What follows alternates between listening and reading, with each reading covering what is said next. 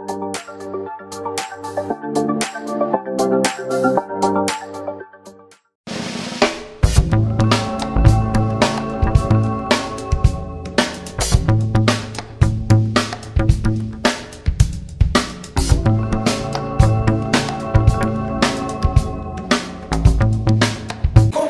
वर्ष आम्ही प्रभूमध्ये राहून देवाच्या मंदिरामध्ये जाऊन त्यांचे नीती नियम सगळे आम्ही पाळतो, परंतु इतकी हताशा, इतकी निराशा आमच्या जीवनामध्ये येते की आम्हाला कळत नाही जे आम्ही स्वीकारलं ते सत्य होतं का. समजा मी आज एक पाळक, आता पाळक बनण्यासाठी ज्या पद्धतीचा संघर्ष मला करावा लागला, परंतु संघर्षानंतरची जी माझी स्थिती असते त्यामध्ये असं वाटतं की मी माझी नोकरी सोडली, परिवार सोडला, तरुणपणामध्ये ज्या गोष्टी मी जगामध्ये राहून करायला पाहिजे त्या मी केल्या नाही, परंतु माझ्या जीवनाकडे पाहिल्यावरती जे आशीर्वाद, जे विजय माझ्यामध्ये असायला पाहिजे तो विजय नसतो. आणि मग प्रश्न डोक्यामध्ये उपस्थित होतो, हे मी सगळं मिळून काय फायदा झाला, सगळं माझं जीवन तर वायाच गेले. देवानं माझं ऐकलं नाही, प्रभूनं मला विजय दिला नाही. ज्या पद्धतीनं ज्या दिवशी मी प्रभूला स्वीकारलं तो दिवस आणि आजचा दिवस, त्या सगळ्या दिवसामध्ये माझी जी परिस्थिती आहे तशीच आहे. म्हणजे तेवढाच पगार आहे, तेच घर आहे, तेच कपडे आहेत, कशामध्येच बदल झालेला आहे. मग देवासाठी आम्ही जे परिश्रम केले, देव मिळवावा, जसं दावीदने प्रार्थना केली, देवाला न ओळखणं हे सगळ्यात मोठं पाप.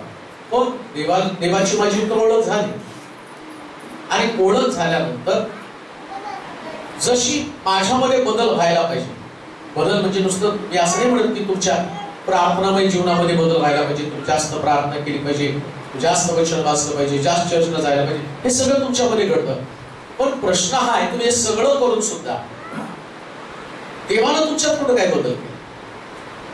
देवासाठी तुम्ही स्वतःमध्ये बदल केले, तुमचे स्वभाव बदलले, ज्या गोष्टी प्रभूला पसंत नाही त्या पण तुम्ही सोडून टाकल्या.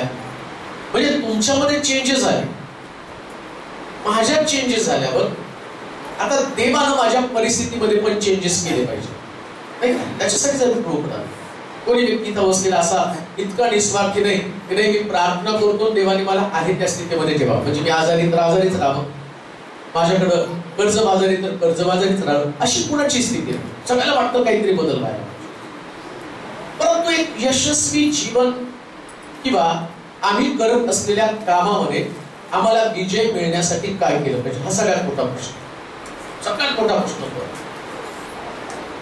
आत्मिक जीवन जगणं आणि यशस्वी जीवन जगणं हे फरक आहे. आत्मिक जीवन जगणारा व्यक्ती जो आहे ना, त्याच्यामध्ये तो त्याग करायला तयार आहे, तो प्रार्थना करायला तयार आहे, तो नीतिनियम पाळायला तयार आहे, सगळं काही करायला तयार आहे. पण एक यशस्वी जीवन पण जगता आलं पाहिजे. मी पुष्कळ लोक असे पाहिले की ते खूप प्रार्थनाशील, मी पुष्कळ सेवा सुद्धा पाहिजे, त्यांच्या सेवेमध्ये पण खूप त्याग मला दिसतो, परंतु सेवेमध्ये जे आशीर्वाद अनुभवायला मिळायला पाहिजे किंवा जी लेवल उंची गाठायला गेली पाहिजे ना, ती उंची लोकांनी गाठलेली नसते. एक उंची, एक लेवल आहे.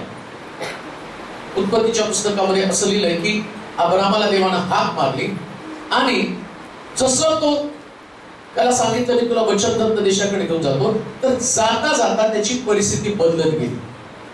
म्हणजे अब्राम जसा निघाला तसा तो नव्हता. सोनं, रूप, उंट, गाढव या सगळ्याने तो संपन्न झाला. संपन्नता ही देवाच्या लोकांसाठी अत्यावश्यक आहे. मुळामध्ये तो म्हटला मागा म्हणजे मी तुम्हाला राष्ट्रवादना दाखल दिली, म्हणजे देव तुमची परिस्थिती बदलणार आहे. पण प्रश्न असा आहे, ही बदलणार कशी परिस्थिती? संदेश दिल्यानं आणि तुम्ही ऐकल्यानं परिस्थिती बदलणार आहे असं कधीच होणार. आज या मंडळीला सुद्धा जवळजवळ 9 वर्ष झाली. आता मागच्या वर्षी पण आपण बर्थडे सेलिब्रेट केला, पण त्या वर्षीचं वातावरण आणि आत्ताच्या वातावरणात फरक आहे. खिडक्या नव्हत्या, वरती तुमचं लाईट्स वगैरे अजून काही लावलेल्या नव्हत्या, दरवाजे बाकी होते. मग या वर्षात बरेच चेंजेस झाले नाही. तुमचं सगळं दरवाजे लागले, खिडक्या लागल्या, त्यानंतर आतमध्ये सगळं सुंदर दिसतंय. मग आता तुम्ही समाधान आहे, ठीक आहे हे सगळं झालंय, आता चर्च पूर्ण झालं आणि सगळं नीटनेटकं प्रभूने केलं, ही मानसिकता तुम्हाला आहे तिथंच ठेवणार. आता प्रश्न आहे याच्या पुढं आपल्याला जायचं. म्हणून आम्ही पाहतो की ज्यावेळेस अलिशा आणि एलिया त्या मुलाला गप्प करा, तो बडबड करत असेल तर त्याला बाहेर गेलं तर एकदम छान होईल. कारण आपल्याला बायबल स्टडी तर रेकॉर्डिंग पण चालेल, त्याला बाहेर घेऊन बसलं तर छान होईल, आवाज जाईल बाहेर तुम्हाला. म्हणजे रोज प्रतिवर्षी मंडळीमध्ये आणि मंडळीतल्या लोकांमध्ये काहीतरी बदल व्हायला पाहिजे. आणि ज्याच्यामध्ये बदल होत नाही, पण एकच गोष्ट असते ती कधी बदलत. काय बदलत नाही माहिती का? दगड आहे ना, तो कधीच बदलत नाही, तो आहे तसाच असतो, फक्त दगड बदलत. मग मी जर बदलतच नाही, मग मी कोण आहे तुम्ही सांगा? कोण? माझ्या स्थितीमध्ये फरक पडतच नाही म्हणजे काय? दगड असा तसा नाही, मैलाचा दगड.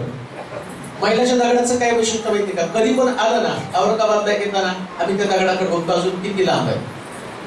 मग तो मैलाचा दगड सांगतो अजून 220 किलोमीटर औरंगाबादला, म्हणजे तुम्ही एवढं अंतर आला. तसं तुमच्याकडे 9 वर्ष झाले हा मैलाचा दगड. 9 वर्षात काहीच नाही, 10व्या वर्षात पण काही नसणार. पण मैलाचा दगड 9 वर्षामध्ये तुम्हाला दाखवतो. 1 वर्ष ज्यावेळेस तुम्ही तुमची मंडळीची स्थापना झाली, कुठं होतो तुमचं पहिलं चर्च? आम्ही सगळ्या स्टार्ट पहिल्यांदाच सुरुवात करतो सासूबाईच्या घरामध्ये. कुठे सासूबाई? सासूबाई कुठे? हा, सासूबाईच्या घरामध्ये. सासूबाईच्या घरामध्ये चर्च सुरू झाला. सासूबाई पासून आमेन चौक, आमेन चौक पासून ही स्वतःची वास्तू. आता मैलाचा दगड काय सांगतो? पहिल्यांदा सासूबाईचं घर होतं, मग आमेन चौक झाला. आता आमेन चौक मधनं आलो कुठं? स्वतःच्या चर्च मध्ये. म्हणजे दगड आहे का? आता हे वास्तव आहे. वास्तवामध्ये दगडामध्ये फरक आहे. पण याच्या पलीकडं आपल्याला जायचं, याच्या पलीकडं. आणि मला नेहमी तुम्हाला पलीकडं जाण्यामध्ये नेण्यामध्ये मजा आहे. येशू ख्रिस्त म्हटलं नाही चला आपण, शिष्याला म्हटलं आपण. पण पलीकडे जाताना वादळ येतं हे पण लक्षात ठेवलं पाहिजे.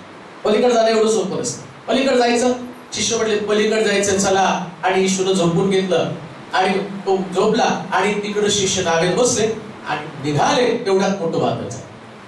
आता पलीकडे जायचं तर वादळाला तोंड द्यावं लागणार आहे. म्हणजे यश मिळण्यासाठी, सक्सेस मिळण्यासाठी कोणत्या गोष्टी आमच्यामध्ये आवश्यक आहेत त्या आम्ही समजावून घेणार. पलीकडे तर आम्हाला जायचं.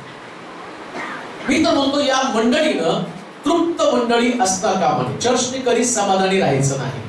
आणि जे चर्च समाधानी राहतं ना ते फक्त वाढदिवस साजरे करतं. चर्चमध्ये बघितलं, मी बऱ्याच मंडळांमध्ये जातो, काही मंडळांमध्ये गेल्यावर प्रश्न पडतो. ते म्हणतात आमची 200 वर्षाची मंडळी, आणि 200 वर्षाच्या मंडळीमध्ये आपण मंडळीमध्ये गेलो 200 वर्षापासून एवढं चर्च, त्याच्यातले मेंबर वाढले.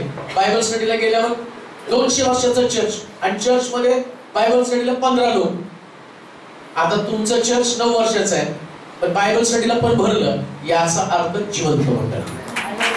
मंडळीमध्ये एक चैतन्य असलं पाहिजे, मंडळीमध्ये जीव असला पाहिजे, प्रगती असली पाहिजे, पुढे गेलं पाहिजे. आज ती गोष्ट मी पाहणार आहोत. काही विशेष गुण, काही कॅरेक्टर, काही चरित्रामधले असणारे गुण जे देवाच्या लोकांमध्ये आवश्यक आहे. बायबल जे आम्हाला दिले ना, हे बायबल उशाला घेऊन झोपण्यासाठी पण दिलं नाही, तुमच्या संकटाच्या वेळी वाचण्यासाठी पण ते दिलं नाही, आणि हे बायबल तुम्हाला प्रचारासाठी सुद्धा दिले. कधी कधी हा प्रचार करावा लागतो, त्यातले दाखले तुम्हाला समजावून सांगावे लागतात. परंतु पवित्र शास्त्र हे बायबल जे ना, ते बायबल म्हणजे घटनेचं पुस्तक आहे. काही घटना घडल्या आणि त्या घटना घडत असताना त्या व्यक्तीनं ज्या पद्धतीचं जीवन तो जगला आणि त्याची जीवन जगण्याची पद्धत, आणि या पद्धतीला पाहून देवानं त्याच्यावर विशेष प्रकारचा अनुग्रह केला आणि त्याचा वृत्तांत या पवित्र शास्त्रामध्ये दिला. म्हणजे आमच्याकडे प्रॉब्लेम काय माहिती का? आम्ही पवित्र शास्त्राला घेताना एक पवित्र पुस्तक, देवाचं पुस्तक, आणि देवाचं पुस्तक माझ्यासारखा व्यक्ती म्हणतो याच्यात मला प्रीचिंग करायचं, त्याच्यासाठी मी वाचतो आणि त्यानंतर तुम्हाला बोध करतो. तुम्ही ज्यास वाचता त्यास तुम्ही काय म्हणता? देव त्याचं वचन आम्हाला समजावून सांगत आहे आणि हे वाचल्यानंतर माझ्या जीवनामध्ये काहीतरी आशीर्वाद येणार आहे. परंतु वाचल्यानं ऐकल्यानं तुम्ही आशीर्वाद अनुभवणार नाही, तर ते जे सांगितलं जातं ते तंतोतंत पाळल्यानं तुम्ही आशीर्वादित होणार. आशीर्वादाची व्याख्याच नाही. ते ऐकलं की वाचलं हे पाठांतर करायचं पुस्तक नाही. याच्या जी तत्व सांगितली ती तत्व शिकली पाहिजे. पुढे तत्वाचं पुस्तक आहे आणि तत्वाच्या पुस्तकाचं वैशिष्ट्य शास्त्रामध्ये ज्या ज्या लोकांचे सगळे वृत्तांत लिहून ठेवले आणि ते वृत्तांत लिहून ठेवण्यामध्ये देवाचे हेतू काय होता की तसलं जीवन आम्ही जगावं. तसलं जीवन जर आम्ही जगलो तर त्यातले आशीर्वाद आम्हाला मिळाले. एक वचन आम्ही वाचणार आहोत पवित्र शास्त्रामध्ये. अब्राम, इसाक, याकोब याचा देव असं म्हटलेलं आहे आणि त्याच्यातलं एकच चरित्र आम्ही पाहणार आहोत. उत्पत्तीच्या पुस्तकाच्या 26व्या अध्यायाच्या 12 पासून 16 पर्यंतच्या वचनामध्ये. उत्पत्तीचं पुस्तक 26वा अध्याय 12 ते 16 वचन. ज्याला मिळेल त्यांनी पटकन वाचा. उत्पत्तीचं पुस्तक 26वा अध्याय 12 ते 16 वचन. इसाकाने त्या देशात धान्याची पेरणी केली आणि त्याला त्याच वर्षी 100 पट पीक मिळालं. 100 पट पीक मिळालं आणि परमेश्वरानं ते कल्याण केले. त्याचं कल्याण केलं. तो थोर झाला आणि उत्तरोत्तर उत्कर्ष पाहून मोठा संपन्न झाला. उत्कर्ष पाहून तो कसा झाला? मोठा संपन्न झाला. परत वाचा ते वचन. काय काय तो झाला? तो थोर झाला. पहिली गोष्ट काय झाला? तो थोर झाला. दुसरी गोष्ट आणि उत्तरोत्तर उत्कर्ष पाहून मोठा संपन्न झाला. आता या सगळ्या गोष्टी तुम्हाला आवश्यक आहे. कोणत्या गोष्टी? पहिली तर मी थोर व्हायला पाहिजे. व्हायचं का नाही थोर? अरे व्हायचं का नाही? माशी तोंड बघून थोर होणार आहे का? तोंड तर थोर होण्यासारखे झाले पाहिजेत ना. थोर होणं म्हणजे मोठं होणं. ग्रेट. कोण होणार आहे ग्रेट? कसं होणार आहे ग्रेट? मग जे चरित्र आम्ही वाचतो त्या चरित्राची सुरुवात करताना असं म्हटलं योसेफाबरोबर देव होता आणि परमेश्वरानं उत्तरोत्तर त्याची प्रगती केली. उत्तरोत्तर म्हणजे दरवर्षी. आशीर्वाद प्रार्थना भवन दरवर्षी तुमची प्रगती व्हायला पाहिजे. होणार कशी प्रगती? आता मी बोललो म्हणून होणार आहे का? तुम्ही आम्ही म्हणल्यावर होणार आहे का? हे सगळं आत्मिक जीवनाची ट्रेडिशन आहे, पद्धत आहे. काय पद्धत आहे? आमेन म्हणजे असं हो. प्रिचरनी बोलायचं आणि लोकांनी आमेन म्हणायचं. आता आमेन आणि होईपर्यंत आत्मिक जीवन. मग काय असणार आहे त्याच्यामध्ये? जसं शास्त्रामध्ये मला तो माहिती आहे, तो जरा चांगला आहे. तो वाचायला. आता थोर होणार कसं आणि या थोर होण्यामाग असं कोणतं बॅलन्स जीवन तुमच्यामध्ये असणार आहे? तुमची प्रगती व्हायला पाहिजे, तुमचं नाव मोठं व्हायला पाहिजे, तुमचा उत्कर्ष व्हायला पाहिजे आणि तुम्ही संपन्न व्हायला पाहिजे. ऐका बरं का, संपन्न व्हायचं का नाही तुम्हाला? तुमच्या 4 व्हीलर लागलं पाहिजे का नाही? काही लोक प्रश्नार्थक नजरेनं बघतात का आम्हाला त्या टमटमची सवय लागली, 10 रुपये द्यायचं ना आम्ही चौकात उतरायचं बस. ही मानसिकता देवाच्या लोकांची बदलली पाहिजे. देवाच्या लोकांनी काय अपेक्षा केली पाहिजे? जसं शास्त्रात तू सांगितलं तसंच माझ्या जीवनामध्ये घडलं पाहिजे. आणि देवाला तेच चॅलेंजिंग लोक आवडतात बरं का. ते प्रार्थना करणारे लोक आवडत नाही देवाला. आमची प्रार्थना कशी असते? देवा अर्धी भाकर दिली तरी माझं जीवन समाधानी असणार. अर्ध्या भाकरीची अपेक्षा करू नका, पोटभर जीवनाची अपेक्षा करू नका. एवढं मोठं विश्व निर्माण केलं, एवढं मोठं जग निर्माण केलं, त्यानं जगामध्ये फार मोठी उदाहरणं सेटअप करून ठेवली. आमच्या देशामध्ये त्याने उदाहरणं सेटअप करून ठेवली. ज्या लोकांकडे देव नाही त्यांचं जीवन संपत, आणि देव ज्यांच्याकडे आहे, ज्यांचा देव विश्वास निर्माण करताय, ज्यांचा देव जगाला चालवणार आहे, आणि त्या लोकांना देवाकडे जाताना कोणत्याही प्रकारची अपेक्षा न ठेवता ते देवाकडे चालले. इथं असं लिहिलंय योसेफाबरोबर देव होता आणि परमेश्वरानं त्याला संपन्न केलं. परमेश्वरानं त्याचा उत्कर्ष केला. परमेश्वरानं त्याची वाढ केली, वृद्धी केली. परमेश्वरानं त्याचं नाव मोठं केलं. एक गोष्ट ध्यानात ठेवा, जेव्हा तुम्ही प्रभूला स्वीकारता, प्रभू तुम्हाला आहे त्या अवस्थेमध्ये कधीच ठेवत नाही. आणि प्रभूची इच्छा नाही की त्याच्या लोकांनी एकदम लेच आणि साधं जीवन जगावं. दावीद म्हणतो त्याने तर मला धुळीत काढून राजगादीवरती बसवलं.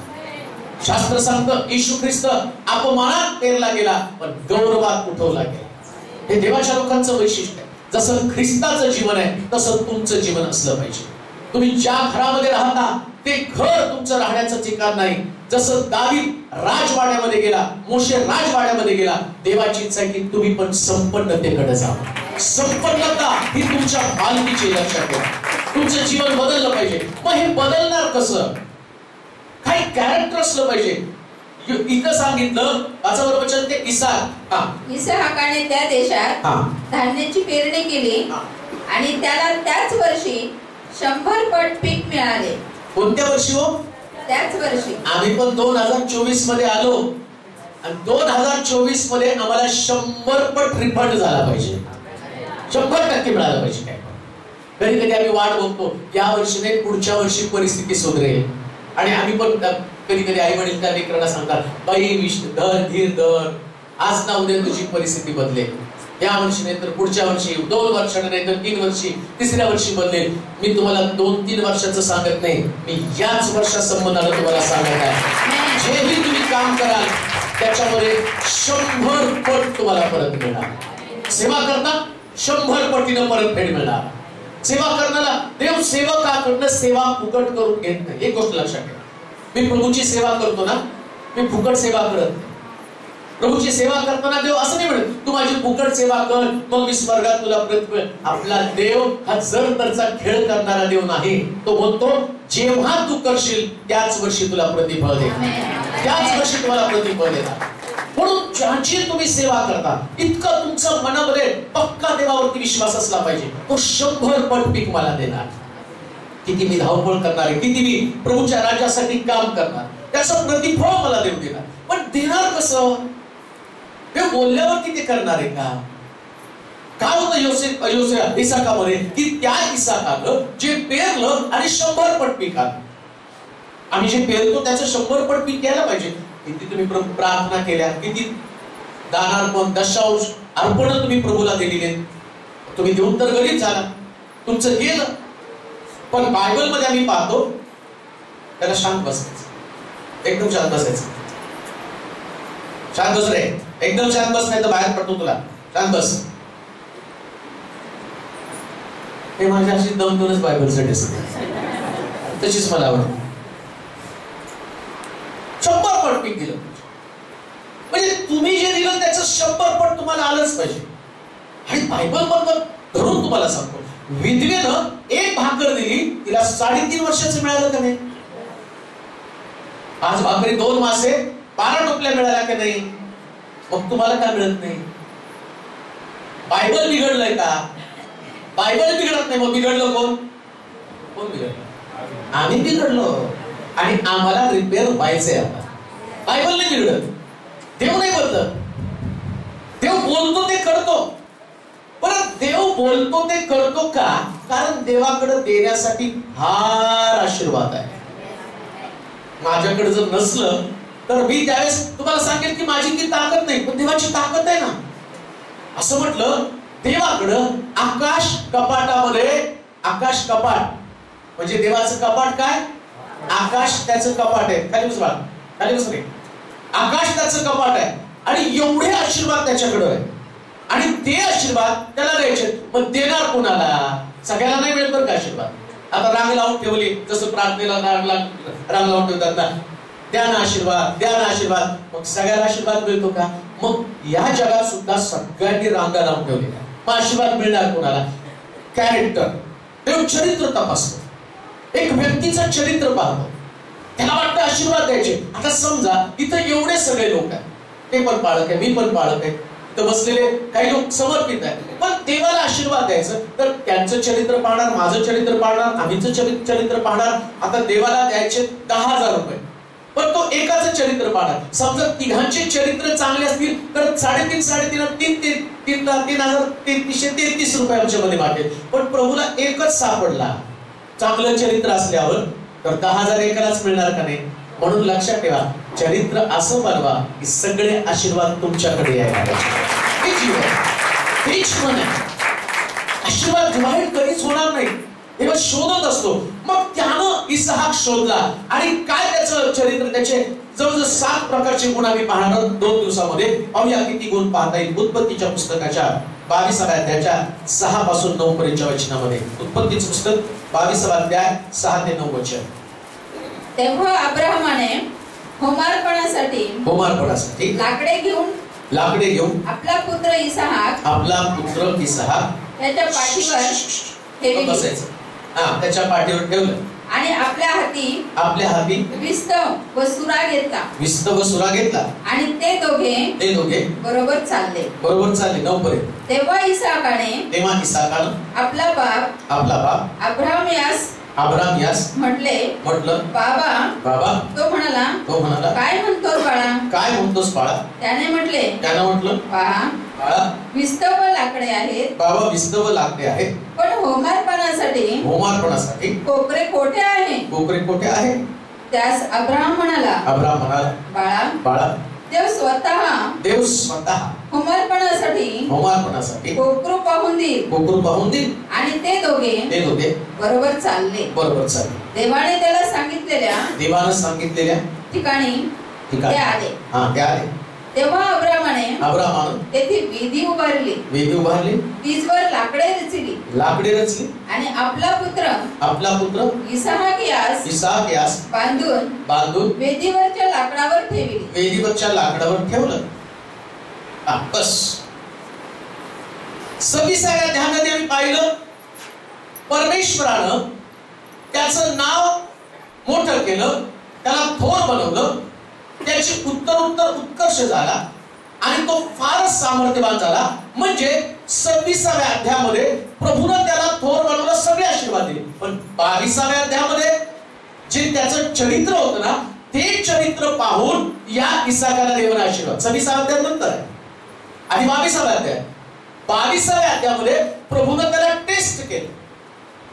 का तुम्हाला सांगतो, 2024 मध्ये देव तुम्हाला टेस्ट करणार. या मंडळीला 9व्या वर्षी देव टेस्ट करणार. कशासाठी? कारण त्यांना जसं इसाक 22व्या अध्यायापासून 26व्या अध्यायामध्ये गेला, तसं 24 नंतर तुम्ही 25 मध्ये जाणार आणि तुम्हाला या 24 मध्ये टेस्ट करून 25व्या वर्षी म्हणजे 2025 मध्ये देव आशीर्वादित करणार आहे. त्याच पद्धतीनं या मंडळीला 2009 मध्ये देव टेस्ट करेल आणि 9व्या वर्षामध्ये टेस्ट करेल. आणि उत्कर्षाला सुरुवात करत असताना जसा इसाकामधला पहिला गुण होता सबमिशन. काय अर्थ सबमिशनचा अर्थ 2 अर्थ आहेत. एक शरणागती पत्करणं आणि दुसरं आज्ञाधारकपणा. लक्षात ठेवा, प्रत्येक मंडळी, प्रत्येक चर्च, प्रत्येक विश्वासात जर तुमचा उत्कर्ष व्हायला पाहिजे, जर तुम्ही सामर्थ्यवान बनलं पाहिजे, तुमचं नाव मोठं व्हायला पाहिजे, संपन्न व्हायला पाहिजे, परिस्थिती बदलली पाहिजे. जसं तुम्हाला वाटतं की जसं 2023 मध्ये माझ्या घरामध्ये एवढे प्रश्न आले, माझे नुकसान झालं, आर्थिक नुकसान झालं, कुटुंबामध्ये बरकत नव्हती, समाधान नव्हतं, जसं होतं तसंच माझं आयुष्य मी जगलो. कशामध्ये कुठल्याच परिस्थितीमध्ये फरक पडला नाही. ना मला विजय मिळाला, ना मी प्रार्थना केली, पण प्रार्थनेच्या द्वारे कोणत्याच गोष्टी साध्य झाल्या नाही. परंतु आम्ही आमच्या जीवनाची तपासणी करताना मी काय केलं याचे टेंभे बिरबे जातो. परंतु बायबल मधलं चरित्र, ज्या चरित्रा संबंधानं सांगितलं की परमेश्वरानं त्याचा उत्कर्ष केला, त्याला थोर बनवलं, पण थोर बनवण्यासाठी ज्या पद्धतीचं जीवन तो जगला ना, त्या पद्धतीचं जीवन जगण्यासाठी जी असणारी उत्सुकता आमच्यामध्ये असली पाहिजे. पवित्र शास्त्रामध्ये जेव्हा देवानं त्याच्या लोकांचा उत्कर्ष केला, तर उत्कर्ष करण्याच्या अगोदर त्या व्यक्तीचं जीवन तपासलं. आता इसाकाचं जीवन तो तपासत आहे. शास्त्र सांगतं तो आपल्या बापाबरोबर डोंगरावरती यज्ञ करण्यासाठी गेला. कोणती आज्ञा आहे? देवाच्या लोकांची सगळ्यात मोठी आज्ञा काय असेल तर परमेश्वराच्या मंदिराचं महत्व, आराधनेचं महत्व.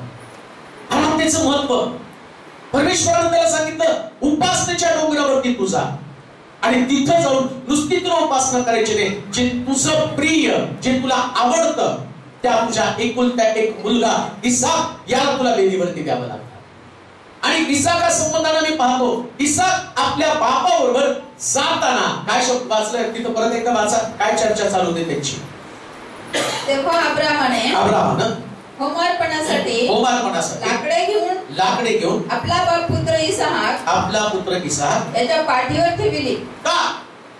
पहिली गोष्ट, आज्ञाधारकपणा जो इसाकामध्ये होता. ऐका बरं का, चर्च म्हणून तुम्हाला काही गोष्टी सांगत आहे. आज मी नुसतं तुम्हाला आत्मिक बोध करणार नाही, तर आत्मिक बोध करत असताना ज्या पद्धतीचं तुमचं चरित्र बनावं, ज्या पद्धतीचं तुमचं कॅरेक्टर बनावं आणि त्याच्यातले आशीर्वाद, कोणते आशीर्वाद? उत्कर्ष व्हावा, संपन्न व्हावं, पुढे जावं, विजन तुमच्या समोर असावं, चांगलं जीवन तुम्ही जगावं, प्रभूमधले आशीर्वाद तुम्ही अनुभवावेत. आता प्रभूमधले आशीर्वाद असेच तुमचे कसे अनुभवणार नाही? अनुभवण्यासाठी चरित्र तुम्हाला एक पोरी शांत बसायचा, बाहेर जा, नाही एकदम बाहेर जा, गप्पा मारायची जागा नाही. तर चांगलं चरित्र तुम्ही जगा. पण चांगलं चरित्र कोणतं? सक्सेसफुल होण्यासाठी एक चरित्र या ठिकाणी सांगितलं. तिथं इसाकाचं चरित्र, या चरित्रामध्ये तिथं असं म्हटलं की त्याच्या बापानं त्याच्या पाठीवरती लाकडं दिली. लहान असताना सुद्धा त्याच्या बापानं त्याच्या पाठीवरती लाकडं दिली. लक्षात ठेवा, सबमिशन, आज्ञाधारकपणा कोणता माहिती का? जो मंडळीमध्ये आपल्या बापानं दिलेली जबाबदारी पाठीवरती घेतो ना, त्याचाच उत्कर्ष होतो. सगळ्यांचा उत्कर्ष होत नाही, सगळे लोक पुढे जात नाही, सगळ्यांची परिस्थिती बदलत नाही. देव आज्ञाधारक लोक बघतो, कोण माझ्या आज्ञेचं पालन करत आहे. अहो, कमी वयामध्ये पाठीवरती लाकडं नेणं सोपं नसतं. पण इसाकानं अगदी छोट्या वयामध्ये त्याला माहितीये माझ्या बापाला यज्ञ करायचा आहे. मंडळी ही यज्ञाची जागा आहे. तिथं लोक ज्या एकत्र येतात ना, तिथं यज्ञ केला जात, तिथं आराधना केली जाते. आणि आराधना आणि यज्ञ करत असताना जर यज्ञासाठी आवश्यक असणारी लाकडं वाहणारे लोक नसतील, मंडळीमध्ये काम करणारे लोक नसतील, मग कशी मंडळी उत्कर्ष पावणार आहे? कशी मंडळी पुढे जाणार आहे? मंडळीमध्ये कोणी एका व्यक्तीने काम करू नये, तर प्रत्येकानं इसाकासारखं आपल्या पाठीवरती लाकडं घेऊन निघून. लाकडं घेणारे इसाक पाठीवरती आवश्यक आहे. आणि शास्त्र सांगतं इसाकानं आपल्या पाठीवरती लाकडं घेतली. आज सकाळी माझा प्रश्न हा तुमच्यासाठी असेल, चर्च मध्ये तुम्ही येता, पण तुमच्या पाठीवरची लाकडं कुठे आहे? जबाबदाऱ्या कुठे आहे तुमच्याकडे? कोणती जबाबदार व्यक्ती म्हणून तुम्ही चर्च मध्ये येतात? चर्च ही बसण्याची जागा नाही, चर्च ही आणि तुमचं प्रभूचं काम पुढे नेण्याची जागा आहे. पाठीवरती जबाबदाऱ्या घेऊन जाण्याची जागा आहे. जो व्यक्ती ज्या मंडळीमध्ये लोक येऊन बसतात, ती मंडळी कधी उत्कर्ष पावत नाही. पण ज्या मंडळीमध्ये लोक आपल्या पाठीवरती जबाबदारी घेऊन जातात, त्या मंडळीच्या उत्कर्षाला कोणी अडवू शकत नाही. आणि म्हणून लक्षात ठेवा, आज सकाळी प्रभू तुमच्याशी बोलत असताना इसाकाचं कॅरेक्टर, इसाकाचं जीवन तुमच्यामध्ये असलं पाहिजे. म्हटलं पाहिजे प्रभूजी आणि मी जबाबदारी पूर्ण करायला तयार आहे. मंडळीमध्ये छोटीच्या छोटी जबाबदारी, जी जबाबदारी प्रभूने तुम्हाला दिली, ती जबाबदारी पार जीवन जगायला सुरुवात करा. एक दिवशी प्रभू तुमचा उत्कर्ष केल्याशिवाय राहणार नाही. तुम्हाला तुमचा उत्कर्ष करायचा आहे, पण तुम्ही येऊन बसल्यावर तुमचा उत्कर्ष कधीच होणार का? देऊ नाही का? मंडळीमध्ये देवाला बसणारे लोक आवडत नाहीत. पुन्हा मी सांगितलं तुम्हाला, मैलाच्या दगडासारखं किती वर्षाचे मेंबर आहेत. काही काही लोक म्हणतील नाही आम्ही फाउंडर यायचे. कोणाचे? आशीर्वाद प्रार्थना भवनाचे फाउंडर आहे. आता सासबाई म्हटलं की माझ्या घरामध्ये चर्च होतं, आम्ही फाउंडर आहे. फाउंडर नाही, ओझं वाहणारे लोक आणि त्यांचं ओझं वाहिलं. त्यांचे इसाकासारखं. आणि माझा विश्वास आहे त्यांच्या घरात चर्च चालू झालं, ज्यांच्या घरात चर्च चालू होतं ना, त्या लोकांना ते खूप आशीर्वाद देतो बरं का. शिलो चर्च पहिले आमच्या घरामध्ये चालू झालं. जे चर्च आमचा माळा होता, त्या माळ्यावरती शिलोची स्थापना झाली. म्हणजे पास्टर महाडकर आमच्याकडे यायचे त्यांच्या घरामध्ये. मग तिथून आम्ही शेतामध्ये गेलो. शेतामध्ये गोठा होता, गोठ्यातनं आम्ही पुन्हा काळेवाडीमध्ये गेलो. काळेवाडी. पण ज्यांच्या घरात चर्च चालू झालं आणि त्या चर्च मध्ये मी बसत पण नव्हतो, कारण ते सगळे पेंटेकोस्टल हालेलुया ओरडायचे. आणि प्रॉब्लेम काय असायचा, मी कॉलेजला होतो. इकडं आपल्या लोकांचं वैशिष्ट्य काय, आता गाणं गाते दुसऱ्यांदा रडायला चालू करते नाही का. आणि मग तसंच आमच्या घरामध्ये सुंदर गाणे गायचे, नंतर पश्चाताप करून रडायला लागायचे. आणि रडायला लागल्यावर आमचा वाडा जमा व्हायचा. आणि त्यातला ते माणूस पळत पडतात, अहो काय तुमच्या घरात कोण मेलं का? म्हटलं काय झालं? नाही आत्ता मग हसत होते ना, आत्ता रडायला लागले आणि मला वाईट वाटलं. आणि म्हटलं हे तर लोक आपल्याला नावं ठेवायची काम आहे. मी प्रार्थनेला बसत नव्हतो. पण लक्षात घ्या, जेव्हा प्रभूची प्रार्थना, मंदिर, चर्च ती जबाबदारी खांद्यावरती असते ना, देव जबाबदार लोकांना कधी सोडत नसतो, वापरून घेत असतो. आणि माझ्या घरातलं चर्च त्यातले आशीर्वाद आज तुमच्या समोर. मी तिथे तुमच्या समोर येण्याचं कारण काय माहिती का? माझ्या घरात स्थापन झालेलं ते चर्च. तुम्ही मंडळीचे लोक आहात, मंडळीची जबाबदारी तुमच्या खांद्यावरती आहे, तर तुम्ही ती जबाबदारी रोज येऊन एकच प्रश्न तुमच्या समोर असला पाहिजे, मी मंडळीमध्ये का आलो? देवाची योजना आहे. तिसरा प्रश्न करतो, भावा आपण चाललो खरं, पण यज्ञ पशु कुठे आहे? म्हणजे त्यानं त्याच्या बापाला प्रश्न केला. ऐका, काय लोक कसं कोणाचं उत्कर्ष होतो? नेहमी पालकाला विचारलं पाहिजे, कोणती गोष्ट आपल्याकडे नाही त्यानं विचारलं, यज्ञ पशु कुठे आहे? म्हणजे काय नाहीये त्याच्याकडं? तुम्ही पण विचारलं पाहिजे चर्च मध्ये, काय नाही आपल्याकडे पालक साहेब? आपल्याला ते उपलब्ध करून देता आलं पाहिजे. उपलब्ध कसं करायचं तो देवाचा प्रश्न आहे बघा.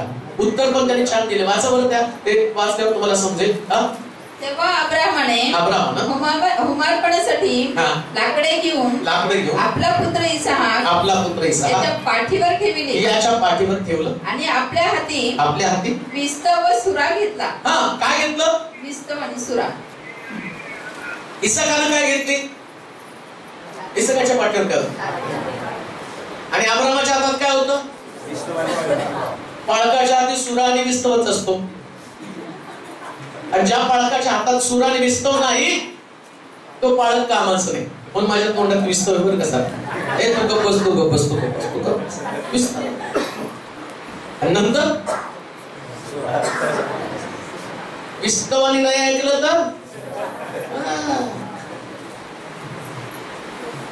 मंडळीमध्ये सेवकाकडं विस्तव असतं. विस्तव म्हणजे पवित्र आत्म्याचा अग्नी आहे. सेवकाकडे अग्नी पाहिजे आणि सेवकाकडे सुरा पाहिजे. आणि जो इसाक आहे त्या इसाकानं त्या अग्नीला आणि सूर्याला त्याचं समर्पण असलं पाहिजे. यज्ञपशु कुठे आहे? सगळ्या गोष्टी आहेत. ऐका, चर्च म्हणून तुम्हाला काही गोष्टी सांगत आहे. तुम्हाला उत्कर्ष व्हाय, तुम्हाला पुढे जायचंय, तुमचा विकास व्हायचा. विकासासाठी तुम्हाला जसं त्यांनी म्हटलं, प्रभूने त्यांना संपन्न केलं, तुम्हाला देव संपन्न करणार. कसं संपन्न करणार आहे? स्वर्गातनं तुम्हाला देव मनी ऑर्डर करणार आहे, स्वर्गातनं पैसे पाठवणार आहे. आणि स्वर्गातनं जर देवानं पैसे पाठवले असते तर मला असं वाटतं की पालकाला सेवा करायची गरज लागली नसती. एलिया झाडाखाली निवांत जाऊन बसला असता, येऊ दे कावळा, येऊ दे भाकर, खातो मांस. पण देवानं तसं नाही केलं. देव म्हटला, विधवेच्या घरी जा आणि विधवेच्या घरी गेल्यावर मी विधवेला संपन्न करेल, तू संपन्न होशील. ही देवाची प्रोसेस आहे, पद्धत आहे. मग मंडळीमध्ये तो काय करतो माहिती का? मंडळीमध्ये तो इसाहाक जन्माला घालतो आणि इसाहाक ज्याला देव संपन्न करतो, संपन्न करण्याच्या अगोदर देव त्याची तपासणी करतो. इसाकाची तपासणी केली. इसाकाला प्रश्न केला, सगळे बाप विस्तव आहे, सुरा आहे, लाकडं आहे. आता त्याला विस्तव कशाला लावत? पूर्वी काडीची पेटी नव्हती, मग जातानाच त्यांना तो विस्तव आपल्या बरोबर घेऊन जावा लागत होता, जेणेकरून वर गेल्यावर काडीची पेटी कुठं शोधायची, दगडावर दगड घासत बसायचं का? मग ते अग्नी निर्माण करून जा. त्यांनी प्रिपरेशन केली. लक्षात घ्या, कोण मंडळीचे सगळे एक प्रकारची योजना काढते का? बऱ्याच वेळा काय होतं माहिती का? आधी येताना अग्नी घेऊन येत नाही, मग काय होतं, इथं आल्यावर कोणीतरी पेटवावं लागतं. जसं मला बोलून तुम्हाला पेटवायला चाल आमची मंडळीमध्ये पेट संजीवन येण्यासाठी ते आले ना, मग संजीव. तुमचा विस्तव कुठे आहे? तुमचा विस्तव कुठे आहे? लक्षात ठेवा, मंडळी बाहेरच्या विस्तवाला पेटले नाही पाहिजे. मित्र म्हणतो चर्च असं म्हणलं पाहिजे, बाहेरचे लोक तुमच्यामध्ये येऊन पेटून गेले पाहिजे, त्याला चर्च म्हणते. तुमच्याकडे तो अग्नी पाहिजे, तुमच्याकडे तो अग्नी पाहिजे. आणि एकदा तुमच्याकडे तो अग्नी असला ना, त्याच्यासाठी तुमच्याकडे समर्पणाची गरज आहे. समर्पणाची गरज आहे. विचारा, जसं इसाकाने विचारलं, यज्ञ पशु कुठे आहे? आज तुमच्या मंडळीची नेमकी गरज काय हे तुम्ही विचारलं पाहिजे. ती तुमची जबाबदारी आहे. त्याने उत्तर फार सुंदर दिले. वाचा बरं काय उत्तर दिलं त्याने. यज्ञ पशु कुठे आहे? तेव्हा इसाकाने आपला बाप अब्राहम यास म्हटले, बाबा. तो म्हणाला, काय म्हणतोस बाळा? त्याने म्हटले, ऐका, अजून कोण? इतकं शिक्षण इतकं भारी ना त्याच्यामध्ये. दोघांनी सुद्धा बोलता बोलता बापानं मुलाला प्रश्न केले, त्याच्यामुळे बापाचं पण डोकं नाही फिरलं. कधी कधी मंडळीमध्ये कोणतरी साधा प्रश्न विचारतो, पालकाचं डोकं तुला काय करायचं? त्याने विचारलं, बाबा यज्ञ पशु म्हणजे विचार करा, त्यानं बापाला ज्ञान सांगायला सुरुवात केली. तो छोटा आहे, बाबा तुम्ही यज्ञ पशु विसरला, यज्ञ पशु कुठे आहे? पण त्याचा बाप त्याला काय म्हणतो, बोल. काय म्हणतो? त्याने म्हटले, पहा. नाही, बापाला प्रश्न केला, यज्ञ पशु कुठे आहे? तेव्हा इसाकाने आपला बाप अब्राहम यास म्हटले, बाबा. काय म्हटलं त्यानं? तो म्हणाला, काय म्हणतोस बाळा? बाबा आणि मंडळी कोणती पुढे जाती? ज्याच्यामधलं संभाषण बाबा आणि. आता आपल्याकडे पण बाबा म्हणतो, पण आम्ही काय म्हणतो, त्या बाबाला तर काही कळतच नाही. पाळकाला बाबाचं डोकं फिरलं. बाबा आता पहिल्यासारखा राहिला नाही. पहिले बाबा खूप चांगला होता, म्हणजे बाबा आणि बाळा हे संभाषण जे आहे ना, याचा अर्थ बापाचं आणि मुलाचं मंडळीमध्ये नातं असलं पाहिजे. ती मंडळी पुढे नातं असलं पाहिजे. हो, दुरावा परकेपणा एकमेकाला विचारताना काळजीच्या स्वरामध्ये प्रत्येकाने विचार केला पाहिजे. प्रत्येक कोणाला पुढे नेणार आहे, कोण व्यक्ती येते, कोण तो इसाक आहे. या इसाकामध्ये एक प्रकारची काळजीचे स्वर असले पाहिजे. मंडळीमध्ये काळजी करणारे लोक पाहिजे. जर तुमच्याकडे काळजी करणारा स्वरच नसेल तर आत्मिक जीवन तुमचं कधीच वाढणार नाही. एक आत्मिक जीवन जगत असताना आत्मिक जीवनामध्ये आणि कोणत्या प्रकारची भाषा असली पाहिजे. त्यानं विचारलं, रिस्पेक्ट, आदर. तर मंडळीमध्ये पालकाविषयी मंडळीला आदर नसेल, ती मंडळी संपन्नतेकडे कधीच जाऊ शकणार कधीच नाही. क्रिया इसाकाला आपल्या बापाबद्दल आदर आहे. तुमच्या पालका संबंधानं तुमचा आदर कुठे आहे? कुठे आहे तुमचा रिस्पेक्ट? बरं, नुसतं या असणाऱ्या अब्रामा इसाकालाच आदर नव्हता, तर बापाला सुद्धा आपल्या मुलाबद्दल आदर आहे. पालकाला सुद्धा मंडळीबद्दल आदर असला पाहिजे. त्याला आपलेपणा असला पाहिजे. ही माझी लेकरं आहे, देवानं ती माझ्या हातात सोपवलेली जबाबदारी आहे.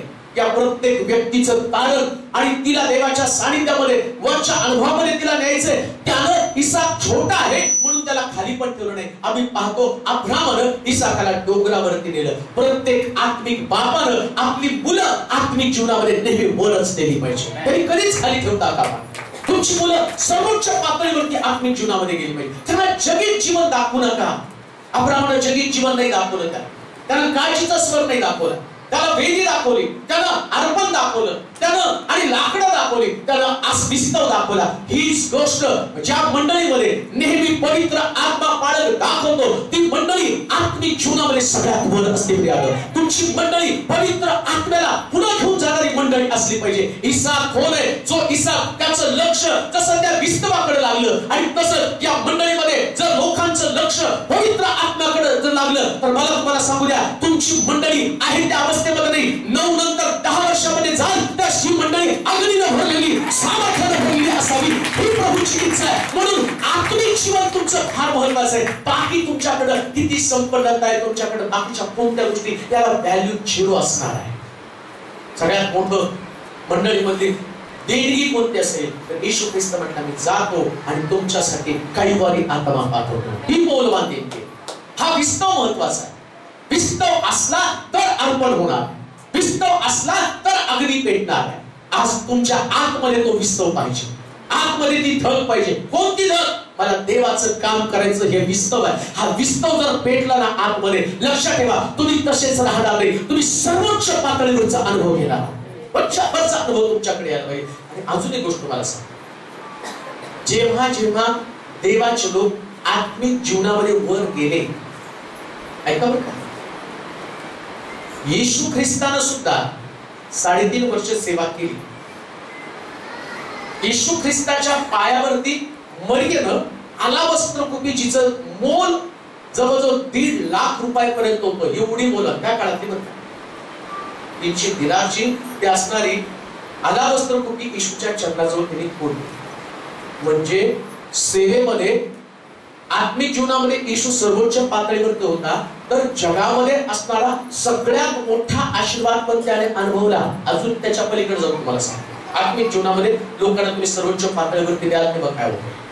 कृष्णाच्या कृत्यामध्ये मी पाहतो, या सगळ्या शिष्यांना इतकं भारी शिक्षण मिळालं आणि लोकांना त्यांनी आत्मिक जीवनासंबंधानं बोध करायला सुरुवात, आत्मिक गोष्टी, आणि इतका प्रभाव त्याच्यावरती पडला की त्याच असं लिहिलं, त्या मंडळीनं, त्या काळातल्या पहिल्या मंडळीनं असे सभासद त्या मंडळीमध्ये आले की त्यांनी आपल्या मालमत्ता विकल्या आणि प्रेषितांच्या चरणाजवळ आणून ठेवल्या. म्हणजे त्यांना जगी जीवनाचा काहीच लोभ नव्हता आणि कमवलेलं सगळं त्यांच्याकडे दिलं.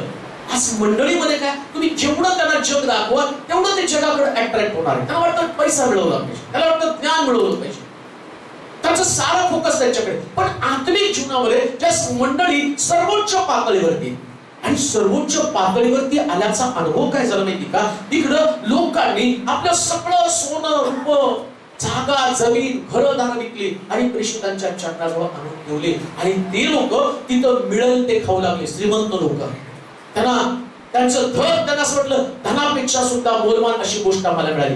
लक्षात ठेवा, आम्हाला मंडळी एवढ्या लेवलवरती न्यायची का, तर आमचं जगामधलं आमचं जीवन नाही, आमचं जीवन स्वर्गीय जीवन, स्वर्गीय जीवन, स्वर्गीय जीवनाची भागीदार आम्ही बनलो पाहिजे. त्याच्यासाठी आम्ही काहीतरी केलं पाहिजे. म्हणून हे आत्मिक बोलाचाली घडली पाहिजे. इसाकानं आत्मिक गोष्टी बापाबरोबर बोलले. ऐका, तुम्ही सुद्धा तुमच्या आत्मिक बापाबरोबर, कोणतं कॅरेक्टर आहे इसाकाचं, तो आपल्या बापाबरोबर आत्मिक गोष्टी बोलले, जटिल गोष्टी बोलू नका. एक मेंबर म्हणून तुम्ही तुमच्या पालकाशी बोलताना तुम्ही जगातल्या गोष्टी शेअरिंग करू नका, कुणाची प्रॉब्लेम शेअर करू नका, कुणाच्या कुटुंबातलं बोलू नका. फक्त बोलणं असलं पाहिजे, यज्ञ पशु कुठे आहे, यज्ञ पशु कुठे आहे. जेव्हा सेवक लोक आणि मंडळी या दोघांमधलं आत्मिक जीवन संपुष्टात येतं ना, ते जगी गोष्टी बोलू लागतात, ती मंडळी कधी उत्कर्ष पावत नाही, कधीच जगाच्या गोष्टी बोलणार. घरदार, प्रपंच याच्या संबंधाने त्यांनी चर्चा नाही केली, त्यांनी यज्ञ पशुची चर्चा केली. आज सकाळी हा माझा प्रश्न आहे, तुम्ही किती आत्मिक गोष्टी एकमेकाशी बोलत आहात. जेवढं तुम्ही आत्मिक बोलाल तितका तो बाप सुद्धा आत्मिक होणार. आता इथं असं लिहिलं, तो यज्ञ पशुची चर्चा करते. वाचा बरं. त्याने म्हटले, पहा, विस्तव लाकडे आहेत, विस्तव लाकडं आहे, पण होमार्पणासाठी कोकरू कोठे आहे, कोकरू कुठे आहे. त्यास अब्राम म्हणाला, बाळा, देव स्वतः होमार्पणासाठी कोकरू पाहून देईल. प्रत्येक पालकानं, प्रत्येक विश्वासणाऱ्यानं नेहमी ज्या गोष्टी नाहीत त्या देव पुरवणार हे बोलणं असलं पाहिजे. आम्ही म्हणत का, जे नाही ते कोण देणार आहे. आणि लोकांनी प्रश्न केला पाहिजे. काय प्रश्न केला पाहिजे, यज्ञ पशु. आता तुम्ही विचारलं पाहिजे, साऊंड सिस्टम विचारायचं तुम्ही पालकांना. काय आता तुमच्याकडे साऊंड सिस्टम नाही, अजून काय नाही तुमच्याकडे, काय नाही ते विचारा ना. आहे तसे येऊन बसला फरश, होय किती छान फरशी आहे, लाकडं होतीच ना त्याच्याकडे. त्यांनी लाकडाविषयी नाही बोललं, त्यांनी नाही त्याच्याविषयी बोललं. लोकांनी सुद्धा नाही त्याच्याविषयी बोललं. पायल साहेब काय कमी पडलं सांगा, आमच्याकडनं तुम्हाला काय अपेक्षा आहे. बसलेत आमच्या शेत, हे तिघ जण भाऊ आहे. चर्च बांधायला काढलं मी, चर्च बांधायला काढल्यानंतर चालू सगळं काम, सगळं काम चालू. जो 1 कोटी रुपयाचं ते काम 1 कोटीच्या पुढे जाते आता. कारण आम्ही परत माझं घर पाडून ते म्हणले नाही, आता तुमचं घर पण वर बांधून देतो तुम्हाला. आधी तुमचं 2 BHK होतं, आता 3 BHK. आला गेला पाहुणा पण राहू द्या. म्हटलं मग माझं कुठं बापात जाते, तुमचं जाते, त्यामध्ये 3 द्या, 4 द्या, तर 5 द्या, कुठं तर. पण शेवटी ते कुठं माझ्या बापाचं आहे, मी गेल्यावर त्यांचंच आहे. हे तिघ जण भाऊ. आमचं काय योगदान आहे, आम्हाला काय करायचं. आता याचा एक भाऊ इलेक्ट्रिशियनचं काम करतो. मग तिघ जण भाऊ बसले आणि ते म्हणते चर्चा. तिथे तो वायरिंगला सगळा खर्च, सगळी आतमधली वायरिंग वगैरे.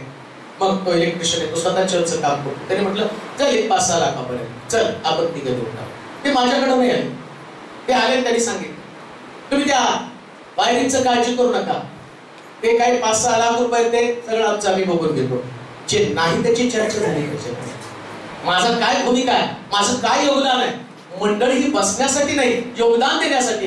आता ते बोलले 5-6 लाख रुपये खर्च आहे, याचा अर्थ देव पाहून, म्हणजे पहिले देव त्यांना देणार मग इकडे येणार ना. हा प्रश्न आहे. आत्मिक जीवन मंडळीमध्ये उंच करायला पाहिजे तर त्यांना फोकस, त्यांना दृष्टांत दाखवला पाहिजे. काय? देव पाहून देणार आहे. आता तुमच्याकडे नाही, पण देव पाहून देणार आहे. देव पाहून देणार आहे. हे आत्मिक जीवन आहे. आणि हा एक फार मोठा चॅलेंज असतो मंडळीसाठी.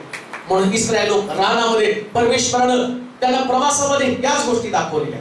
ते म्हटले रानामध्ये खाण्यासाठी आणि आम्हाला अन्न कुठे आहे? देवानं पाहून दिला मानना, साधा सुद्धा नाही, स्वर्गीय मानना त्यांना दिला. लक्षात ठेवा, ज्यास देव ही संकल्पना तुमच्याकडे येते त्यास देव सर्वोत्तम देत असतो. फक्त बोलताना ज्या गोष्टी नाहीत त्या गोष्टी देव पाहून देणार हे बोललं गेलं पाहिजे. देव पाहून देतो. प्रिया, पाहून देतो या शब्दाचा अर्थ काय तुम्हाला कळतं का? बाजारात पण तुम्ही गेला ना, सारा माठ घ्यायला गेला तर 10 वेळा वाजून बघता. 50 रुपयाचा माठ असतो. नाही आता महाग झालं, 200-250 रुपयाला असं काहीतरी. आपण मी एकदाच 10 वर्षांनी एकदा माठ बघायला जातो. आधीचा माठ सांभाळून आपल्याकडे सगळं सांभाळायची लई प्रवृत्ती असते का? नाकाळात सगळं बोचकं काढलं असेल, जुन्या पुराणे भांडी, आणि मग तुम्ही साफ करताना म्हणता हे फेकून द्यायचं आणि काढलं, हे राहू द्या, हे राहू द्या. सगळं बोचकं भंगारात द्यायचं, ते परत बोचकं भरून वर ठेवून टाकतो पुढच्या वर्षी साफ करायला. तसं आम्ही कुठलीच गोष्ट जाऊ देत नाही. तसं 10 वर्षांनी मी गेलो आणि मला वाटलं ते 80 रुपयालाच माठ आहे. म्हटलं साहेब 10 वर्षापूर्वीचा भाव सांगू नका, आता 250 रुपये झाले. आता माहित नाही केवढ्याला माठ झालेला आहे. परंतु ही गोष्ट त्याला कधी कधी आम्ही ज्या गोष्टी प्रभूकडे घेऊन जात असतो त्या गोष्टी करत असताना त्याचं व्हॅल्यू, त्याचं महत्व आणि त्या गोष्टीचं महत्व आमच्या जीवनामध्ये आम्हाला जाणून घेता आलं पाहिजे. ती मंडळी आहे, ते चर्च आहे. आणि चर्चनं नेहमी आत्मिक गोष्टी सतत बोलत राहिल्या. ती जगातल्या गोष्टी नाही बोलायला. जेव्हा जगातल्या गोष्टी तुम्ही बोलाल त्यास तुमची मंडळी आत्मिक पातळीवर कधी जाणार नाही. पण त्यांनी आत्मिक गोष्टी बोलल्या पाहिजे. आणि कितीही किमती गोष्टी असल्या देव पाहून किती पण.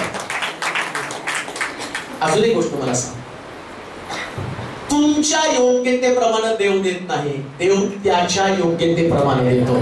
त्याच्या योग्यतेप्रमाणे. यांची काय योग्यता होती सांगा बरं?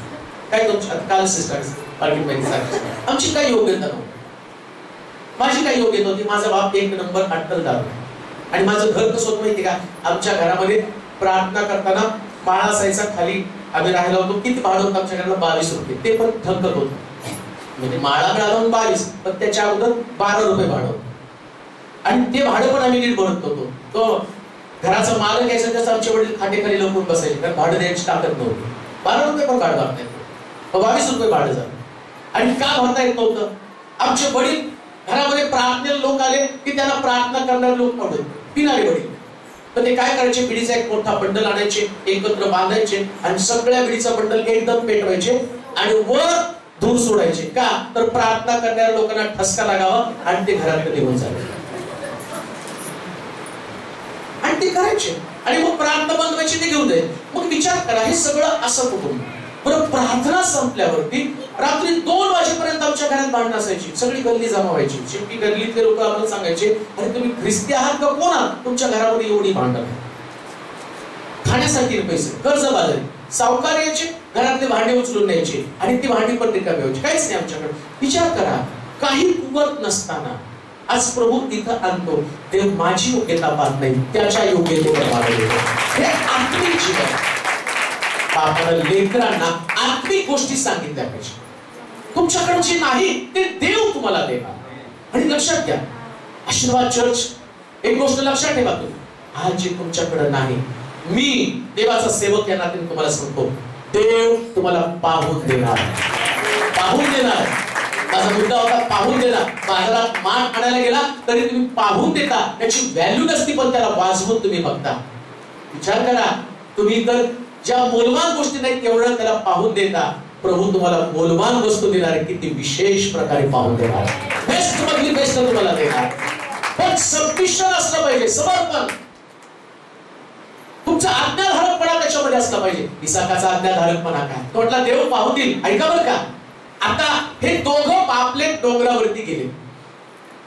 पहिलाच मुद्दा, इसाकाला देवानं संपन्न केलं, सगळ्या गोष्टीमध्ये त्याची उन्नती भरभराट केली. तो पुढे गेला, त्याचं नाव मोठं केलं. कोणत्या गोष्टीमुळे? 22व्या अध्यायामध्ये इसाकाचं कॅरेक्टर, त्यानं बापाच्या शब्दावरती विश्वास ठेवला. ऐका, आता हे डोंगर चढले, बापले वेदी अब्रामानं तयार केली. सगळ्या गोष्टी आता सांगत बसायला मला वाटतं एवढाच एक मुद्दा होईल, मग बाकीचे 5-6 मुद्दे होणार नाही, पण तरी पण ते सांगायला पाहिजे. बाप लेकाने मिळून एक सुंदर वेदी तयार केली. त्या वेदीवरती दोघांना देवासाठी सर्वोत्तम अर्पण तयार करायचं होतं आणि वेदीवरती त्या वेदीला तयार करताना बाप लेकाने एकमेकाला मदत केली. ऐका, चर्च नेहमी वेदी तयार करणारं चर्च असलं पाहिजे. चर्च असं म्हणलं पाहिजे की मंडळीतल्या प्रत्येक सभासदानं इथं लोकांना प्रार्थनेमध्ये वाढणं. प्रार्थना एक वेदी आहे, आराधना एक वेदी आहे आणि वेदी बांधणारे लोक आवश्यक आहे. जसं मी आता या ठिकाणामध्ये वेदी तयार करत असताना मला प्रीचिंग करावं लागलं, पण प्रीचिंगच्या अगोदर यांना वर्शिप करावी लागली, तेव्हा ही वेदी तयार झाली. जर वचन तुमच्याकडे यायला पाहिजे तर वेदीवरती कुणीतरी त्या ठिकाणात एक सुंदर प्रकारची आराधना प्रभूनं बोलावं. त्यांच्यासाठी आज मंडळीमध्ये असे कोण लोक आहेत की ज्यांना कळलं आवश्यक गोष्ट कोणती, यज्ञ पशु आवश्यक आहे. असा कोणता यज्ञ पशु मंडळीमध्ये आहे की जो आपल्या बापाला वेदी तयार करण्यासाठी मदत करत आहे. काही गाणारे लोक असतील, काही वाजवणारे लोक असतील, काही देणारे लोक असतील, काही मध्यस्थ असतील, काही सुवार्थ प्रसार करणारे, काही काउन्सिलिंग करणारे लोक. हे सगळं वेदीचं काम करत आहे. तुमचं काम कोणतं? कशी वेदी तुम्ही तयार करता? कसं तुमच्या बापाला तुम्ही मदत करत आहात? तुम्हाला गायला येतं, मग तुम्ही तसंच का बसला? तुम्हाला नाही वाटत वेदीसाठी मदत करावी, मला गायला पुढे गेलं पाहिजे, गाण्यासाठी माझं समर्पण असलं पाहिजे? अहो, ती वेदी आहे. वेदीला दगडांची गरज आहे. दगड आल्याशिवाय वेदी तयारच होऊ शकत नाही. वेगवेगळे दगड लागतात त्याला. तसं इकडे या बापानं अब्राम वेदी तयार करताय आणि मुलगा त्याला एक एक दगड आणून देत आहे. देवाचे प्रिय लोक हो, आशीर्वाद प्रार्थना भवन आज या मंडळीला एका दगडाची गरज आहे. कशासाठी? तर एक वेदी उभी करण्यासाठी. इथं औरंगाबाद मध्ये या चर्च मध्ये एक सुंदर वेदी उभी राहावी आणि तो दगड कोण आहे? कोण आहे तो साप जो दगड आणून देते? बाबा हा दगड आहे. छोटी छोटी लेकरं येतील दगडासारखे, माझा वापर होऊ द्या, वापर होऊ द्या. नामाला ज्ञान सांगण्यासाठी एक 9 वर्षाची मुलगी ती नामाला ज्ञान सांगते, तिचा वापर झाला हो. बलाम संदेश त्याला ज्ञान सांगण्यासाठी गाढवाचा वापर केला. देव ज्यावेळेस काही उपलब्ध नसतं ना, त्या सगळ्या अशा टाकाऊ गोष्टींचा वापर करत आहे. तुम्ही तर सुंदर रचलेले दगड आहात, ते प्रभूसाठी उपयोगी बना, प्रभूसाठी उपयोगी बना. वेदी बनवू द्या, वेदी. आणि जोपर्यंत तुम्ही वेदीच बनत नाही, वेदीला मदत करत नाही, तोपर्यंत तुमचा उत्कर्ष कसं होणार? उत्कर्ष होतो, तुमचा उत्कर्ष 100% होणार. मी आज इथं आलो ना, याच्या अगोदर मी काय काम करतो? काय असंच इथं आलो चर्च मध्ये, हे जे वाजवतो ना त्यांनी वाजवलं, मी तेच वाजवत होतो, बोंगो वाजवत होतो. त्याच्या आधी ढोलक, त्याच्या आधी बोंगो वाजवत होतो. ढोलक वाजवायचो, बोंगो वाजवायचो आणि माझ्या पाळकावर फक्त फिरत होतो. काही काम करत नव्हतो मी. शिक्षण करत ते गोष्टी करत होतो. मग काय, आता मी पाळकाबरोबर फिरलो आणि चर्च मध्ये ते वाजवलं, मग माझी प्रगती कशी होणार आहे? प्रश्न तो देवाचा आहे. पाहून देईल देव. आणि सुरुवातीला सांगितलं देव पाहून. आत्मिक गोष्टी मी बोलत आहे. तुम्ही समर्पणाला येताना पहिला तुमचा प्रश्न असतो, मी सेवा केली तर मग माझं कसं होणार आहे? देव पाहून देईल. मोठा प्रश्न येतो नाही का, पोरगा जर पाळ झाला तर मग त्याला मुलगी कुठून मिळेल? काही प्रश्न येतो पाळ सगळ्याला पटकन. माझ्या लग्नाच्या वेळेस मला प्रश्न, पाळ काय हो? खाता कुछ, खाता पिता कमर विचारलं नाही. पण पाहून किती सुंदर दिली देवाने. देवानं फारी दिली का नाही त्यांना? लक्षात ठेवा, सेवकाला मिळतं ते उत्तम मिळतं. बेस्ट बेस्ट मधलं बेस्ट. आत्मिक जीवन असंच आहे. त्या भविष्यातल्या चिंता करत बसू नका, माझं पुढं कसं होणार आहे, मला राहायला घर मिळेल का? अहो, ज्या देवानं आकाशातल्या चिमण्या पाखरांना पशु पक्ष्यांना घरटं दिलं, सेवकाला तर तो किती उत्तम देणार आहे. वेदी बांधणाऱ्याला किती विशेष प्रकारच्या गोष्टी प्रभू देणार. त्याची चिंता करत बसू नका. त्याच्यावर तुम्ही कमजोर बनणार आहे. आत्मिक लोक तुम्ही बनणार नाही. आत्मिक लोक नेहमी देवाकडे पाहत असतात. ते दगड मदत करून देत, त्यांनी आपल्या बापाला मदत केली. उत्कर्ष का त्याचं नाव मोठं झालं? लक्षात घ्या, नाव प्रभू बरोबर राहिल्या कारणानं मोठं बनतं. कारण देव मोठा आहे आणि मोठ्या देवावर आम्ही राहिलो तर आम्ही पण कसं होणार? अहो, त्या मोदीची ओळख नसली ना, नुसता फोटो जरी असला सांगते, त्या मोदीला कमी घ्यायला जास्त मोदीचा माणूस, मोदीचा माणूस. चौकात बघा बघा, फोटो लावला की त्या उदी बरोबर म्हणतो त्यांचा सत्ता जाती आणि इथे कायम सत्ता आमच्या देवाची आहे. जर त्याच्या बरोबर आम्ही राहिलो तर आमचं नाव किती मोठं होणार. त्याच्या बरोबर राहा. तसं इसाकाचं नाव देवानं मोठं केलं. का मोठं केलं? सबमिशन. सबमिट व्हा, देवाला समर्पण करून टाका. एकदा देवाला समर्पण तुम्ही केलं ना, ते सगळ्या गोष्टी देव आपोआप भागवतो. सगळ्या गोष्टी अहो देवाबरोबर चालणं ही सगळ्यात भारी गोष्ट आहे. ती देवाची जबाबदारी आता. आणि प्रभूला माहितीये माझ्या लोकांना सगळं चांगल्यातलं चांगलंच लागतं. देव त्याच्या लोकांना काय रानामधल्या कंदमुळा खायला नाही पाठवत. मला फोन आल्यावर मीटिंग करायच्या मास्टर काय खाणार आहे, मी पण ठेक्यात सांगतो हे पाहिजे मला. मी काय म्हणत नाही तुमच्या घरातली काही ठेचा मिरची कांदा लसूण काही पण मला दिलं तर चालेल. अरे मी पण देवाचा सेवक आहे. मला माहितीये माझा बाप मला उत्तमातलं उत्तम देणार. हे आत्मिक जीवन आहे. आत्मिक जीवनामध्ये तुम्ही देव काय देणार याच्याकडे तुमचं लक्ष लागलं पाहिजे. त्याच्यासाठी वेदीला मदत करा. वेदीला तुमचं समर्पण असू द्या. इसाकानं त्याला विचारलं बाबा यज्ञ पशु कुठे? तो म्हटला देव पाहू दे. आणि त्यानं वेदीला दगड जमा करायला सुरुवात केली. मुख्य भाग आता तुम्हाला सांग एकच त्याच्यातला मुद्दा, मग दुसऱ्या मुद्द्याकडे आम्ही जाणार. पहिला मुद्दा सबमिशन. सबमिशन मध्ये त्यानं वेदी बांधण्यासाठी समर्पण केलं. तुम्ही काय समर्पण प्रभूकडे केलेलं आहे? मी इथं बसलेले एकेकाला जर विचारलं ना तर तुमच्याकडे उत्तर नसेल. काय तुम्ही मंडळीमध्ये सेवा करत आहात? काय तुमची सेवा आहे? विचारा स्वतःला प्रश्न. काय मंडळीमध्ये तुम्ही करत आहात? काय सबमिशन आहे? वेदी बांधायला तुम्ही काय मदत केली? आज तुमची जागा काय? कोणत्या जागेवरती तुम्ही स्थानापन्न झालेले? काय तुम्ही काम करत आहात? पुन्हा मी तुम्हाला सांगतो चर्च येऊन बसण्यासाठी नाहीच आहे. कोण म्हणतो तुम्हाला चर्च मध्ये येऊन नुसतं बसायचं असतं?